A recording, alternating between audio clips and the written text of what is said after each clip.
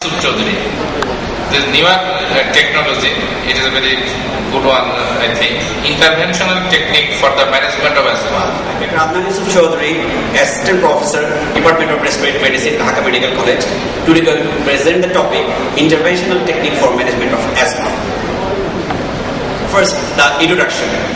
The most important feature of bronchial asthma is the presence of airway hyperresponsiveness, which is usually associated with chronic airway inflammation and may arise from an abnormality of airway muscle.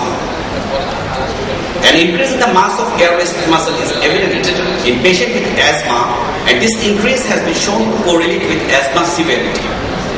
Contraction of airway muscle is in response to any trigger factor leads to airway narrowing and airflow obstruction. Therapies that prevent or reduce the ability of airway muscle to contract have the potential to reduce airway hyperresponsiveness, severity of asthma symptoms, medications required by patients, and finally to improve baseline lung function.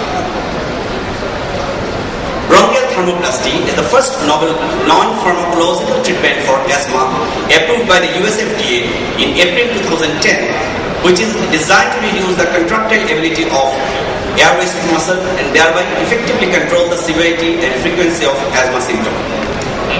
Now, what is bronchial thermoplasty? Bronchial thermoplasty is a bronchoscopic procedure in which controlled thermal energy is applied to the airway wall to decrease smooth muscle mass. This particular treatment has been suggested to give a permanent effect on airway muscle but little effect on surrounding tissues. Morphological investigations indicate loss of muscle in the treated airway segments but recovery of more superficial structures fully, such as epithelium. Bronchial lumen appears dilated after treatment and remain wider at resting state as well as after methacurine provocation. Now, what are the indications? Indications for bronchial thermoplasty for the treatment of severe persistent asthma in patients 18 years and older whose asthma is not well controlled with inhaled corticosteroids and long-acting beta agonist.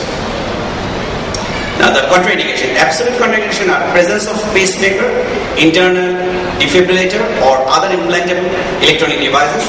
Any known contraindication to bronchoscopy. And relative contraindications are active respiratory infection, asthma exacerbation, or changing dose of systemic corticosteroids for asthma in past 14 days, known coagulopathy. As with other bronchoscopic procedures, patients should stop taking anticoagulants, antiplatelet drugs, aspirin, and non-steroidal anti-inflammatory drug before the procedure with physician's guidance. Now the procedure. Bronchial thermoplasty system uses a standard bronchoscope with working channel minimum 2 mm, outer diameter maximum 5 mm, a catheter with an expandable electrode array on the tip, a radiofrequency controller that heat the airway wall. After the bronchoscope is inserted into the airways, the catheter is passed through the bronchoscope and deployed on the airway wall.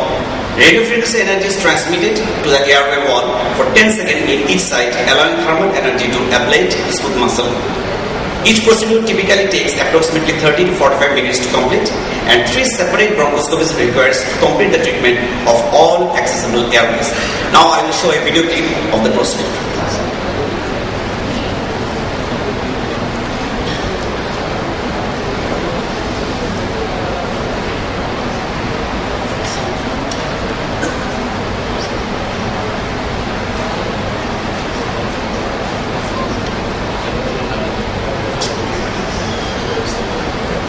The bronchial lumen is the excessive airway muscle you can see.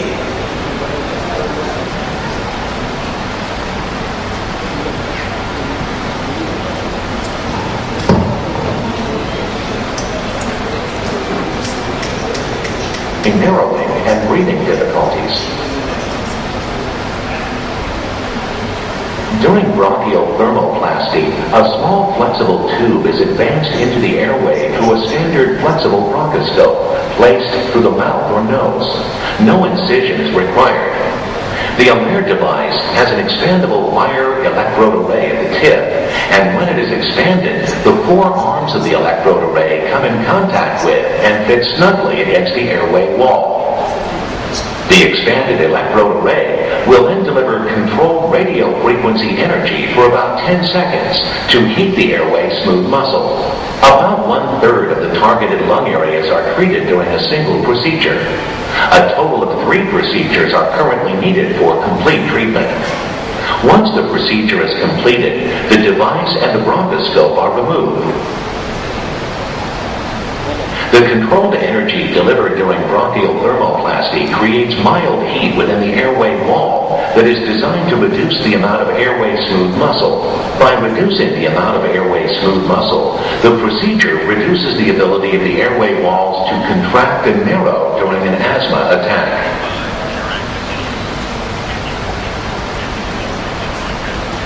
So, we now go through an evidence-based medicine analysis on the effectiveness and safety of bronchial thermoplasty. Several randomized control trials have done to evaluate effectiveness and safety of bronchial thermoplasty in the treatment of asthma in last 8 years. The largest one done so far is AR2 trial, which is published in American Journal of Respiratory Critical Care Medicine in February 2010 volume. Now, the AR2 trial, titled Effectiveness and Safety of Bronchial Thermoplasty in the Treatment of Severe Asthma. It was a multi-center, randomized, double-blind, sham-controlled clinical trial conducted at 30 investigational sites in 6 countries, namely USA, Canada, UK, Netherlands, Australia, and Brazil. The study period was October 2005 to July 2008, and the study population was 288. The study subjects were adults 18 to 65 years of age diagnosed with asthma who required regular maintenance medications of inhaled corticosteroids, more than 1000 microgram per day of beclomethasone or equivalent, and long-acting beta agonist 100 microgram per day or equivalent. AQLQ, that means asthma quality of life questionnaire score 6.25 or lower, pre-bronchodilator FEV1 more than 60% of the predicted, and airway hyperresponsiveness is present as evidenced by methacholine PC20 less than 8 mg per ml. Randomization treatment, eligible subjects were randomized to bronchial thermoplasty or sham group. Sham group is a control group. All randomized subjects were scheduled to undergo 3 bronchoscopy procedures performed 3 weeks apart. Bronchial thermoplasty performed by delivering radiofrequency energy to the airway during bronchoscopy, while control group subjects underwent sham bronchoscopy procedures, mimicking everything of treatment group except that no radiofrequency energy was delivered. Follow-up. Subjects were evaluated after each bronchoscopy session and 6 weeks after the last procedure. Post-treatment period extended from 6 to 52 weeks after last procedure, and assessment were completed at 3, 6, 9 and 12 months. And the outcome measures. Primary outcome measures were difference between study groups in AQLQ score change from baseline, and secondary outcomes were percentage of symptom-free days, symptom scores, morning peak expiratory flow, rescue medication use, FEV1, and additional outcomes were number of severe exacerbations, emergency department visits, hospitalization, days missed from work or school. Now the results. Improvement from baseline in the integrated AQLQ score was superior in bronchial thermoplasty group compared with sham group. 81% of the bronchial thermoplasty group and 63% of the sham subject achieved changes in AQLQ of 0.5 or greater. During the post-treatment phase, the severe exacerbation rate was 0.48 exacerbation per subject per year in bronchial thermoplasty group, with 0.70 exacerbation per subject per year in sham group. The proportion of subjects experiencing exacerbation was 26% in bronchial thermoplasty group and 40% in sham group. Both the differences were highly significant statistically. Now there is a graphical representation. You'll see the bronchial thermoplasty group, severe exacerbation rate. This is sham group and this is bronchial thermoplasty group. And also the proportion of subjects suffering from severe exacerbation. You will show the clear difference between two groups. 6% more bronchial thermoplasty subjects were hospitalized in the treatment period up to 6 weeks after BT. In the post-treatment period, 6 to 52 weeks after bronchial thermoplasty, BT groups experiences fewer severe exacerbations, emergency department visits, and days missed from work or school compared with sham group. So, this is the safety endpoints demonstrating the effectiveness. You are seeing this asthma multiple symptom score, unscheduled physician office visits, emergency room visits, and hospitalization. In all groups, bronchial thermoplasty group have a clear superiority. Adverse events were reviewed for the thermoplasty trial. During the peribronchoscopy period, there was a sharp increase in adverse events after thermoplasty, which includes wheezing, dyspnea, chest discomfort, atelectasis, hemoptysis, fever. Adverse events were transitory in nature and subsided with appropriate measures. Now there is another study titling long-term safety of bronchial thermoplasty comparison of multiple studies, which was published in Chest in October 2008. Results is absence of clinical complications based on adverse effect reporting and presence of stable lung function over 3 years post bronchial thermoplasty suggests that bronchial thermoplasty has a long-term safety profile. Finally, the conclusion, bronchial thermoplasty offers clinicians a novel procedure-based add-on therapy beyond the current use of high doses inhaled corticosteroids and long-acting beta-2 agonists to decrease the morbidity of severe asthma.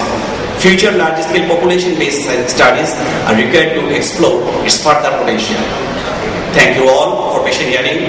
Thank you on behalf of Department of Respiratory Medicine, Dhaka Medical College. Firdaus Wahid, his topic is management of childhood asthma. Dr. M.D. Firdaus Wahid, registered NABCs.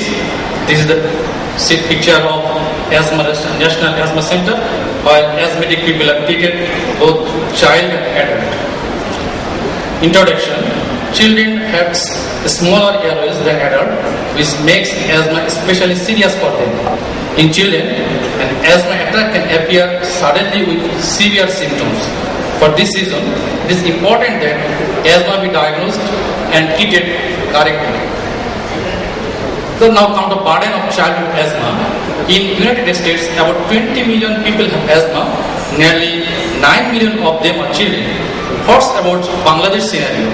In National Asthma Prevention Study, it reveals that in 1999, the childhood asthma was 32.4%, and in 2010, the childhood asthma is 32.8%. Causes of asthma in children. There is no single cause of asthma. However, certain factor may increase the likelihood of a child developing asthma.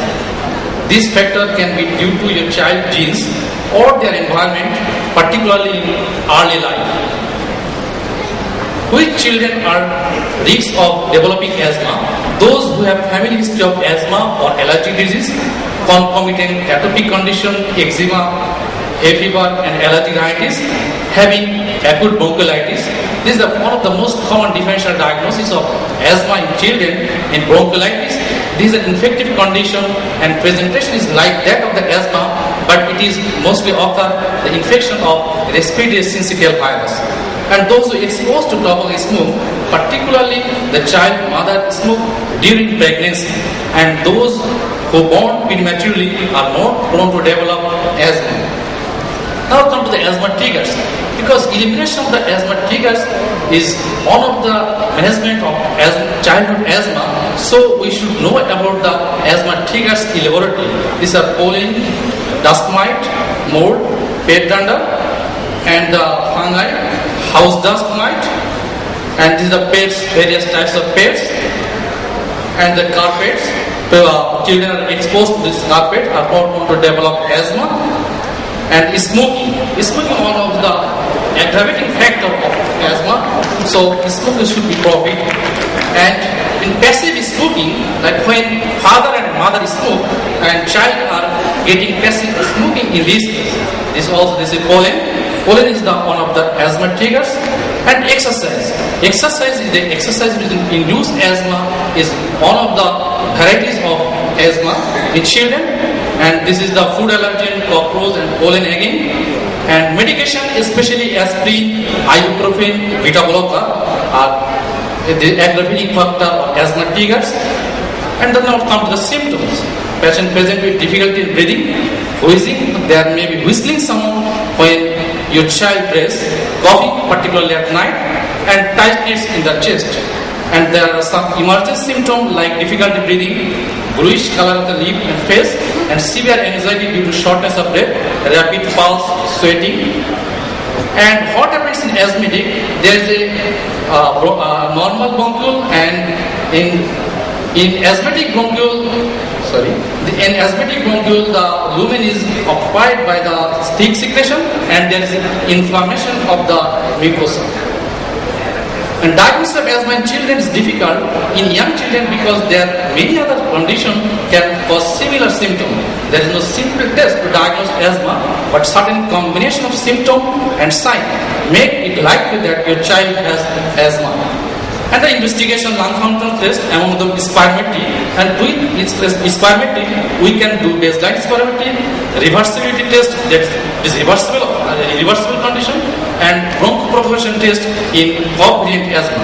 And peak expiratory flow rate test, we can do this simple test and we can control our exacerbation by the peak expiratory flow rate the patient is going to severe exacerbation. And this is the spirometry procedure in adult, but in spirometry we can done in children more than 5 years of old. And this is the child spirometry procedure. And this is the spirometry tracing. You show this is the corner, this is the normal spirometry tracing, and this is the scooping of the expiratory limb. And when you give bronchodilator, there is a bronchodilator response in case of asthma. And this is the peak expiratory flow rate test. This is a simple test. We can predict asthma exacerbation with this peak flow meter. This is a peak flow chart. This is a very important chart. There is a diurnal variation and morning dipping before untreated asthma. But when treatment of asthma done, that peak expiratory flow rate increasing and there is less diurnal variation. And if it is 50 to 80%, this is the yellow zone, and this is less than 50%, this is red zone. So the green zone, yellow zone, and red zone. 3 zone like the traffic signal of our road. But treatment, avoid asthma triggers, monitor symptoms, and take medicine. There are 2 basic kinds of medication for the treatment of asthma. One is long-term control medication, among them inhaled corticosteroid, montelukast, theophylline, and quick relief or rescue medication, among them short-acting beta-2 agonist. This is the same as the adult, but what's the difference in children? There is different inhalers and doses, especially in children, and if children cannot use inhaler, we can deliver the medicine with nebulizer, and children who use the inhaler should use a special device which helps them to get the medicine into the lung properly. And this is the various types of spacer without face mask, spacer with face mask, and this is local made spacer at the end of this picture. And this is the step care management. This is already mentioned, the step care management of the patient of childhood asthma. And inhibitor triggers is one of the factor for asthma control. So keep pets away from the child bedroom, eliminating tobacco from the home, keeping humidity level low as fungal infection is more common in humidity level, and keep the house clean. And monitor symptom with peak expiratory flow meter. In 50 to 80% of child personal based result mean moderate asthma attack is occurring or going to occur, while values below 50% suggest severe attack. Thank you for patient hearing. Thank you.